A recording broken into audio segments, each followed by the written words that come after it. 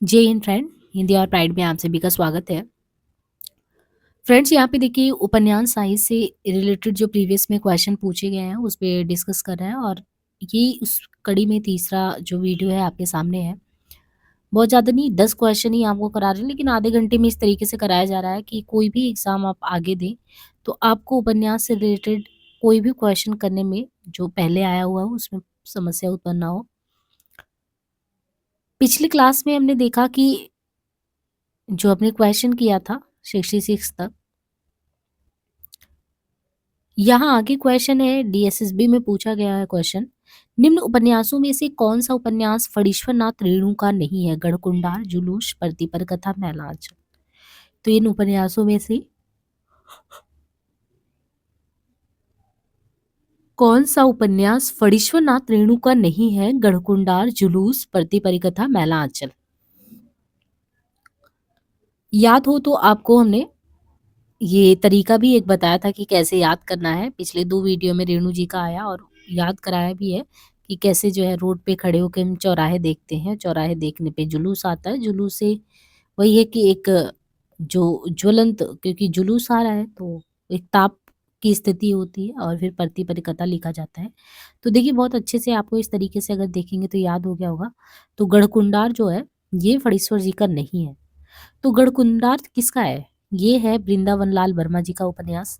जबकि परती परिकथा, जुलूस और मैला आंचल रेणु के उपन्यास है। रेणु के अन्य उपन्यासों में दीर्घ तपा है, कितने चौराहे, पलटू बाबू रोड है, राम रतन राय है, जो कि अपूर्ण है। तो गढ़कुंडार हो गया वृंदावन लाल वर्मा जी का। परती परिकथा, जुलूस और मैला आंचल रेणु के अन्य उपन्यासों में दीर्घ तपा, कितने चौराहे, पलटू बाबू रोड, राम रतन राय।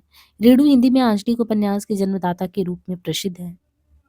रेणु जी जो है हिंदी में आंचलिक उपन्यास के जन्मदाता के रूप में प्रसिद्ध है। आगे ने रेणु के उपन्यासों में एक अखंड मानवीय विश्वास की चिनगारी सुलगती देखी है। मनोज श्याम जोशी का उपन्यास है कसब, मुझे चाँद चाहिए, दिल्ली दूर है, कितने पाकिस्तान। तो मनोहर श्याम जोशी, इनका उपन्यास क्या है? कसब, मुझे चाँद चाहिए, दिल्ली दूर है, कितने पाकिस्तान। इसमें यदि देखिए तो मनोहर श्याम जोशी का जो उपन्यास है कसब, ये 1982 ईस्वी में आया कसब उपन्यास। मनोहर श्याम जोशी का अन्य उपन्यास यदि देखें तो कुरुकुरु स्वाहा भी है 1980 ईस्वी में। तो मनोहर श्याम जोशी का उपन्यास कसब 1982 ईस्वी। मनोहर श्याम जोशी का अन्य उपन्यास कुरुकुरु स्वाहा 1980। हरिया हरकुलिस की हैरानी 1994 ईस्वी। हमजादा 1996। टट्टा प्रोफेसर 2001 ईस्वी। कैप 2001 ईस्वी। कौन हूं मैं 2006 ईस्वी। 2005 ईस्वी में मनोहर श्याम जोशी को उपन्यास क्या के लिए साहित्य अकादमी पुरस्कार भी मिला था। दिल्ली दूर है,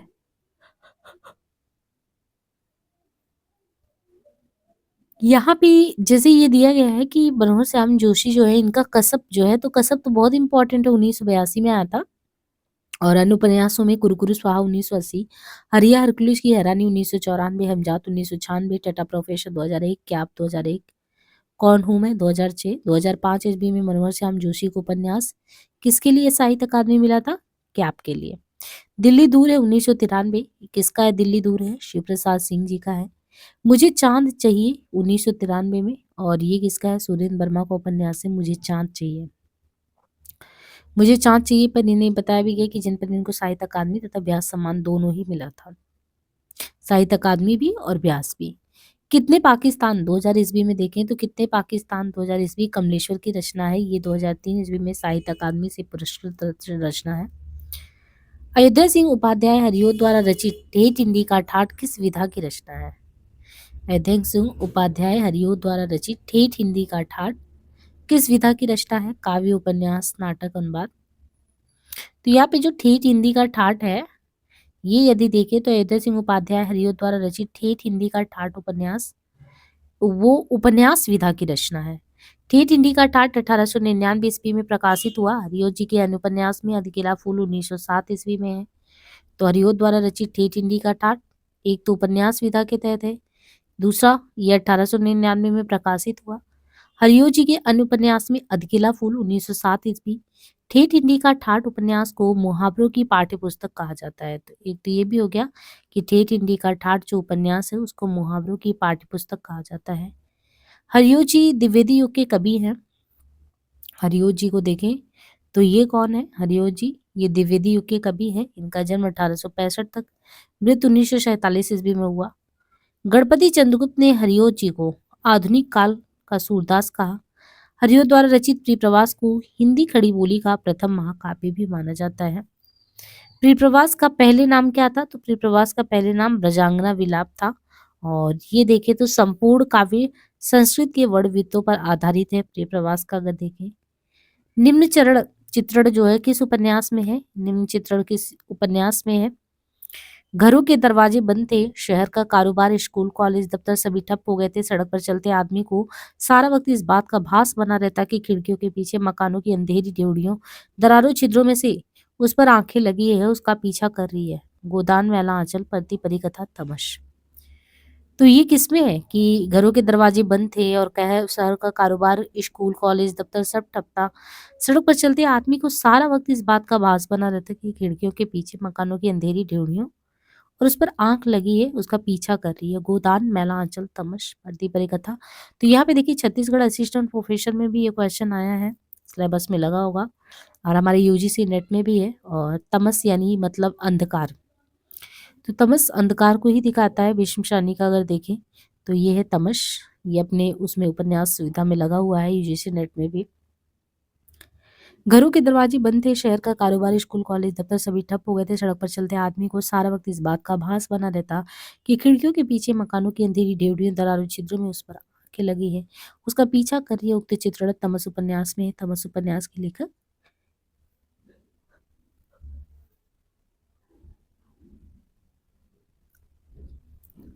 चंदर और सुधा की भावुकतापूर्ण करुण कहानी का चित्रण निम्नलिखित में से किस उपन्यास में हुआ है?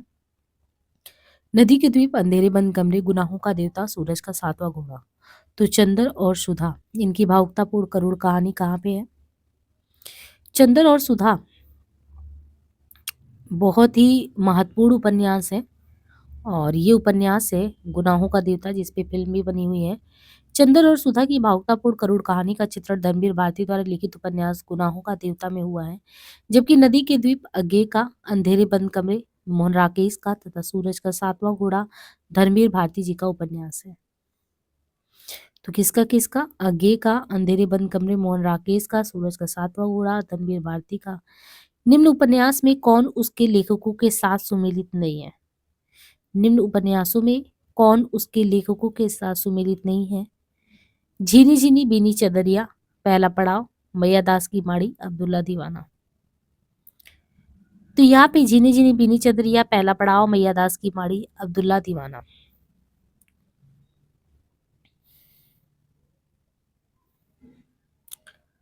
अब्दुल्ला दीवाना शंकर शेष का नहीं, अपितु लक्ष्मी नारायण लाल का नाटक है, जो कि 1973 ईस्वी में लिखा गया है। यानी ये जो अब्दुल्ला दीवाना है वो किसका है? शंकर शेष का नहीं, अपितु लक्ष्मी नारायण लाल का नाटक है, जो कि 1973 ईस्वी में लिखा गया है। लक्ष्मी नारायण लाल का जन्म 1927 ईस्वी यूपी के बस्ती जिले में हुआ था। लक्ष्मी नारायण लाल समकालीन नाटककार है। इन्होंने अनेक नाटक एवं उपन्यास लिखे।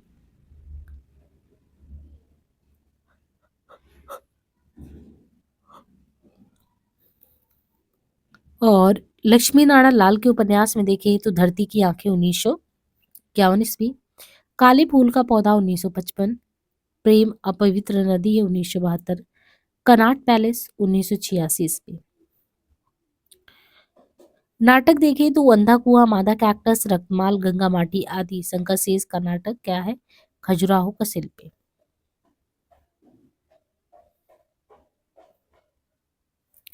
निम्नलिखित में से उपन्यास और उसमें वर्णित समस्या का एक युग में सुमेलित नहीं है, वो है कर्मभूमि, कायाकल्प।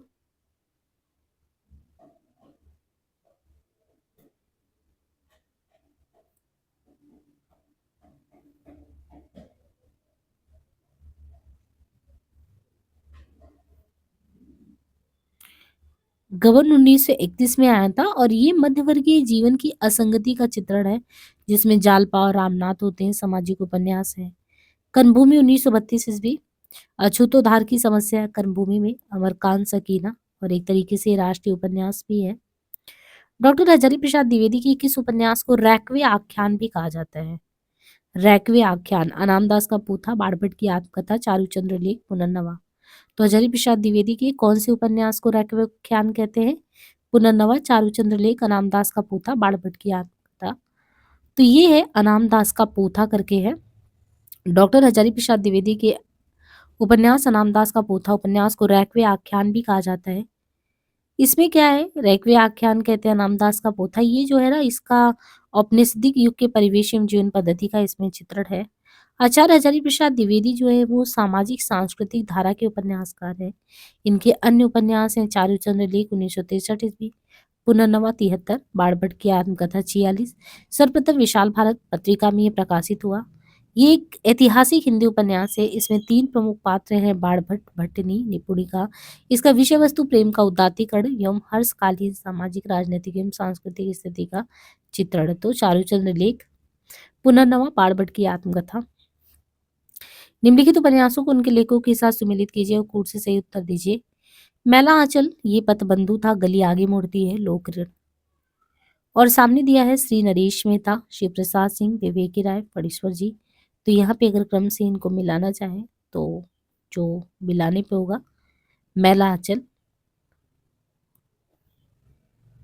1954 ईस्वी, फणीश्वरनाथ रेणु। ये पथबंधु था 1962, श्री नरेश मेहता जी का। गली आगे मुड़ती है 1974, शिव प्रसाद सिंह का है। लोक ऋण 1977, विवेकी राय का है।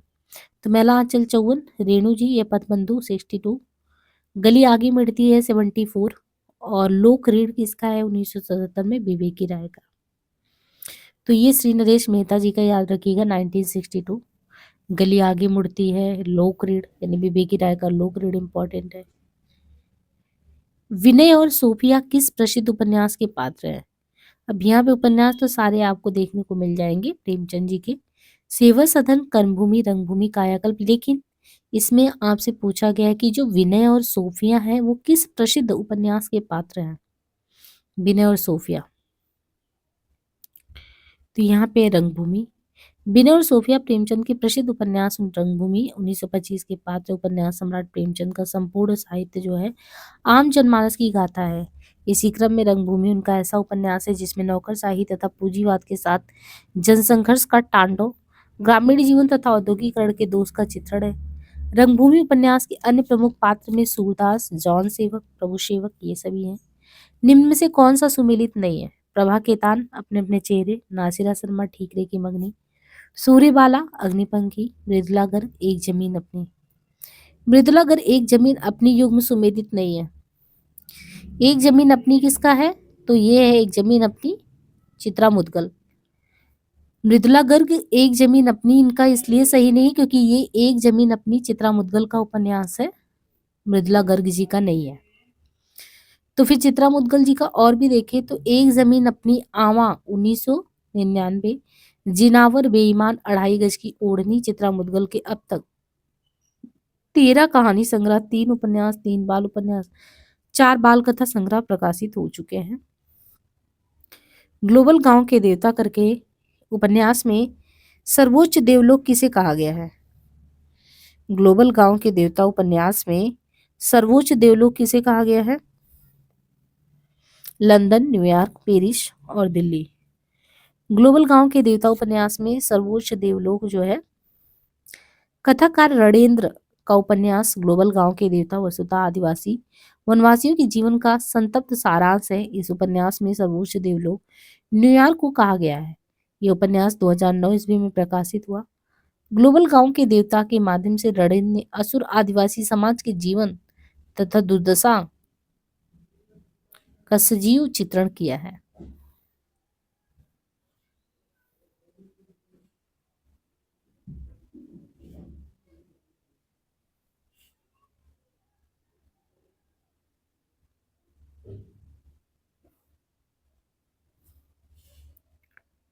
प्रेम कहानी में उठने वाले सामाजिक अवरोधों की पृष्ठभूमि पर लिखा गया उपन्यास कौन सा है? नीलू नीलिमा नीलोफर, ये टीजीटी 2021 में आया। और नीलू नीलिमा नीलोफर जुलूस, खुदा सही सलामत है, मुझे चांद चाहिए। तो प्रेम कहानी में उठने वाले सामाजिक अवरोधों की पृष्ठभूमि पर जो उपन्यास लिखा गया है,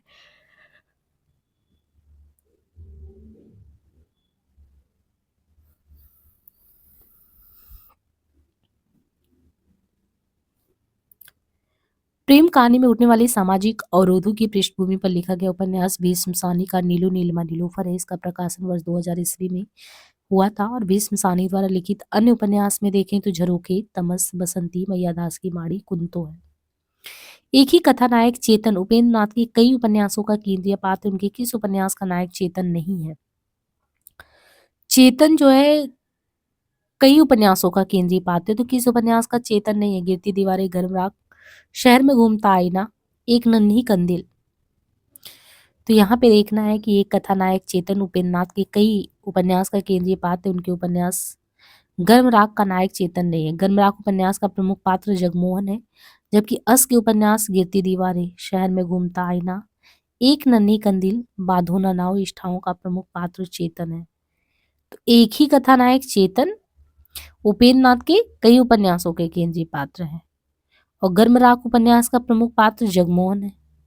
अस्क के उपन्यास गिरती दीवारें, शहर में घूमता आईना, एक नन्ही कंदील, बांधो ना नाव, इनके प्रमुख पात्र चेतन है। तो बहुत ही इंपॉर्टेंट हो गया कि चेतन ही नाम के पात्र को देखेंगे तो शहर में घूमता आईना, गिरती दीवारें, एक नन्ही कंदील, बांधो ना नाव।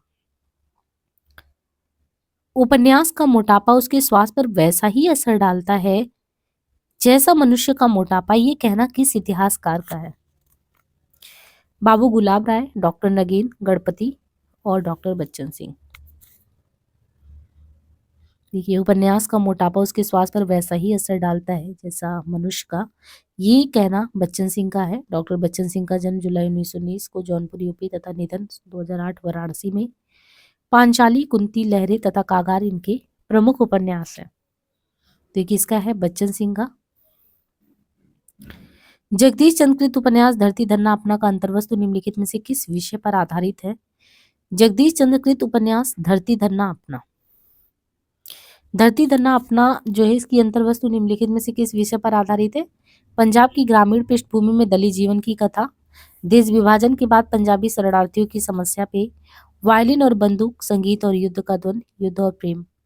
तो पंजाब की ग्रामीण पृष्ठभूमि में दलित जीवन की कथा को जगदीश चंद्र कृत उपन्यास धरती धरना अपना में चित्रित किया गया है। एक ये प्रगतिवादी उपन्यासकार है। इनका उपन्यास धरती धरना अपना 1972 में प्रकाशित हुआ। इनके अन्य उपन्यास में यादों का पहाड़ 1966 ईस्वी, आधा पुल 73, कभी ना छोड़े खेत 76, मुट्ठी भर काकर 76, टुंडा लाट 1978 और नरक कुंड में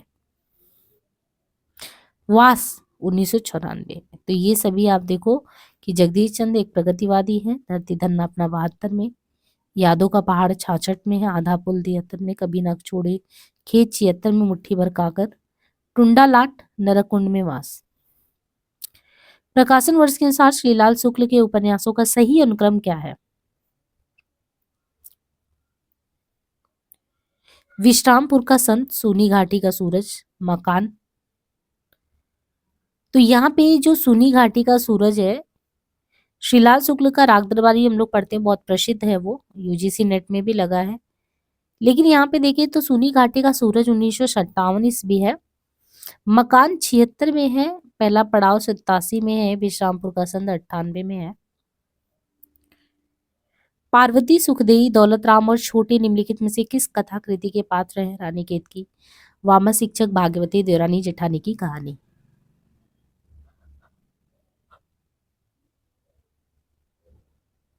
पार्वती, सुखदेई, दौलत राम और छोटे, रानी केतकी, वामा शिक्षक, भागवती, देवरानी जेठानी की कहानी।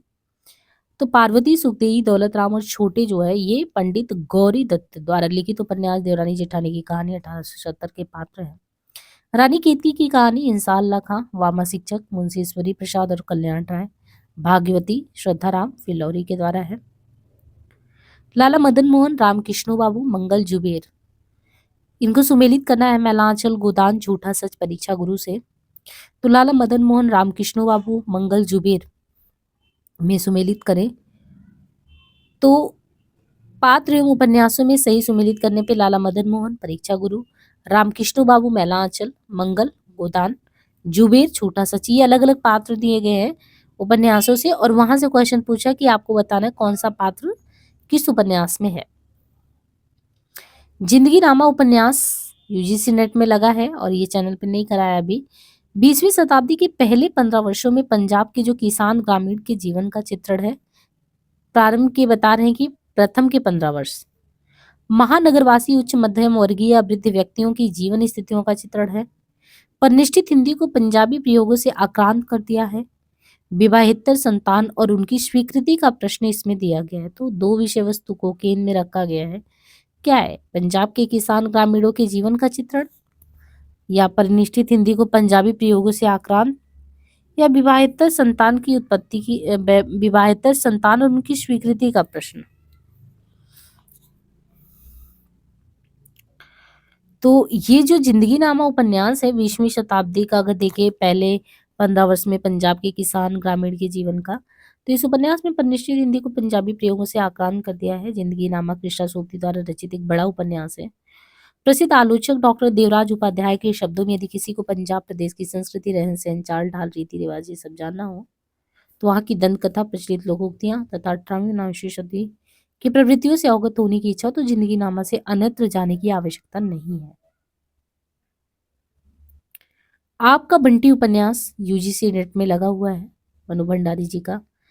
तो इसकी विषय वस्तु में क्या है? तलाकशुदा पति पत्नी की संतान की समस्या, समकालीन राजनीतिक परिदृश्य, राजनीति में प्रविष्ट मूल्यहीनता, दाम्पत्य संबंध का विघटन। तो जो भी आपका बंटी अच्छे से पढ़ेगा तो उसे पता ही चल जाएगा कि इसमें अगर देखें तो एक तो दाम्पत्य संबंध कैसे टूट रहे हैं, और तलाकशुदा पति पत्नी की संतान को बहुत ज्यादा समस्या का सामना करना पड़ रहा है। उसे नहीं पता, माता पिता होते हुए भी अनाथ जैसा महसूस करना। तो आपका बंटी 1971 ईस्वी जो है अपने ढंग का एक अकेला उपन्यास है। इस उपन्यास में जो है आज के मध्यवर्गीय समाज में जो तलाक की समस्या, दाम्पत्य जीवन के तनाव के कारण तलाकशुदा दंपतियों के बच्चों की मानसिकता का बड़ा ही वैज्ञानिक चित्रण है।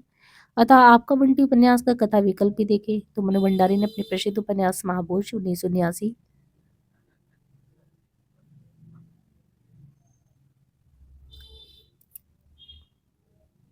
इस उपन्यास के आधार पर उनको जो ख्याति प्राप्त हुई है, ये एक राजनीतिक उपन्यास माना गया और इसका परिवेश भी व्यक्ति या पारिवारिक न होकर सामाजिक है।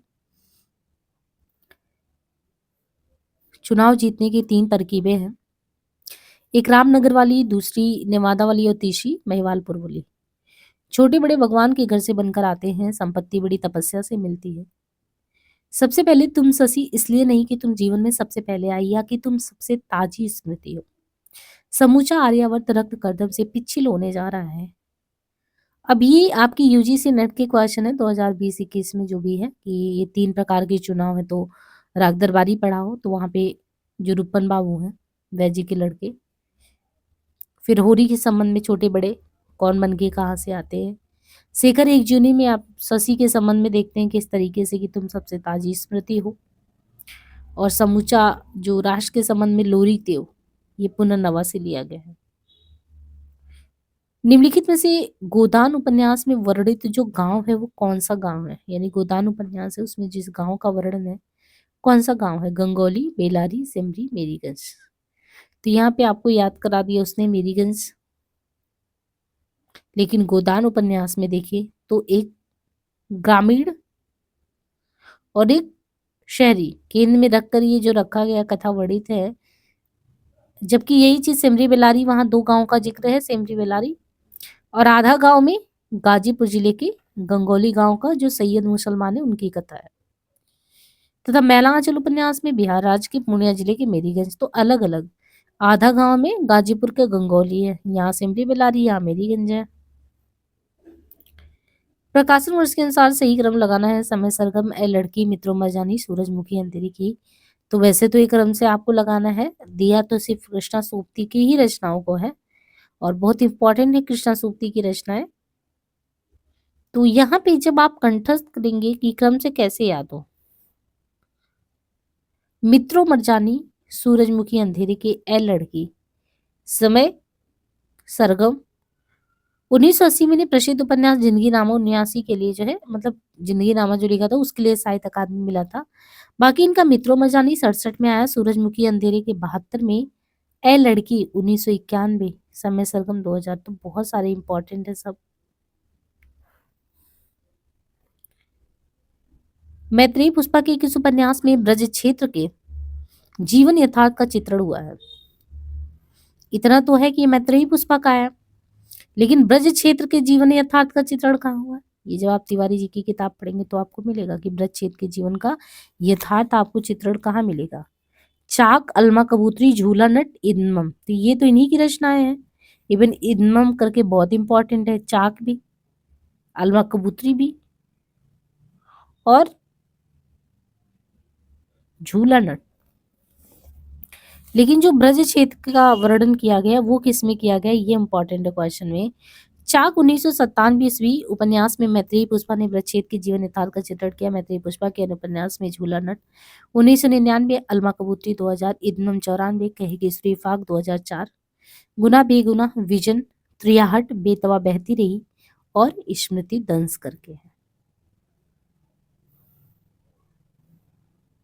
उस युवती के प्रति मेरे मन में जो प्रेम और श्रद्धा है वह ऐसी है कि अगर मैं उसकी ओर वासना से देखूं तो आंखें फूट जाए। गोदान में संवाद किन दो पात्रों के बीच हुआ है? मेहता और मालती, मेहता और गोविंदी, मिर्जा खुर्शीद और मेहता, राय, अमरपाल सिंह और मालती। सारे कैरेक्टर का नाम भी ध्यान रखिए। ये उपन्यास में जो है जो संवाद है ये जो बताया गया है, इस संवाद में अगर देखें तो ये मेहता और मालती, मेहता उस युवती के प्रति जो है वो मालती को समझाता है कि जैसे तुम सोच रही हो गलत है। वो 1936 में गोदान लिखा गया। उपन्यास मुंशी प्रेमचंद जी ने लिखा है और इस उपन्यास के अन्य पात्र में होरी, धनिया, गोबर, जुनिया, भोला, राय, साहब, खन्ना, दाता, दीन गोविंद, ये सभी है। अब यहाँ पे क्वेश्चन है कि तमस जो उपन्यास है उसका कौन सा कैरेक्टर नहीं है? रत्तू, रिचर्ड, नत्थू, हयात बख्श। अब अगर आपने थोड़ा भी पढ़ा होगा तो रिचर्ड कौन होगा? नत्थू।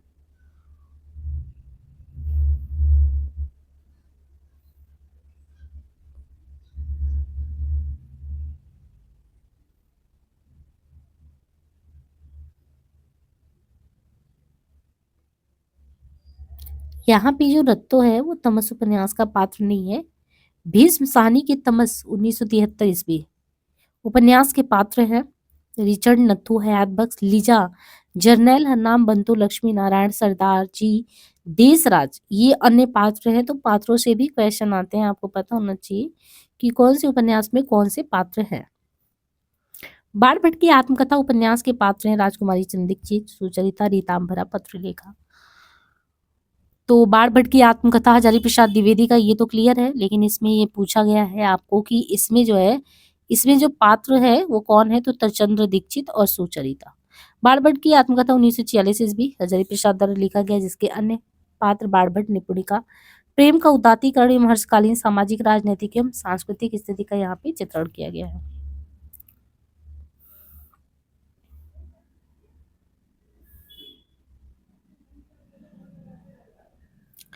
दलित जीवन, राजनीतिक बोध, जीवनी परक उपन्यास, आत्मकथात्मक शैली को सुमेलित करना है तमस मानस का अंश।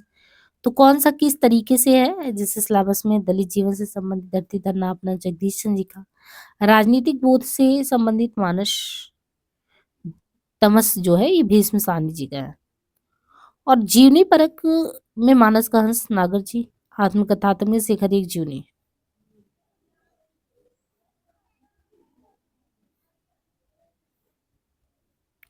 भीष्म साहनी के तमस उपन्यास में राजनीतिक दलों द्वारा सांप्रदायिकता के लाभ का चित्रण किया गया है। मास्टर रामदास, नत्थू, बयात, मेहता, हयात बख्श इसके प्रमुख पात्र हैं। अमृतलाल नागर द्वारा रचित उपन्यास मानस का हंस तुलसीदास के जीवन पर लिखा गया एक जीवनी परक उपन्यास है। आगे के उपन्यास शेखर एक जीवनी के पहले भाग का नाम उत्थान, दूसरे का पतन 1940 ईस्वी और दूसरा 1944। सूची एक को दो से सुमेलित करना है। लाहौर, शिवपालगंज, कानीकुब्ज, अमृतसर। अब इन जगहों के बारे में अगर देखें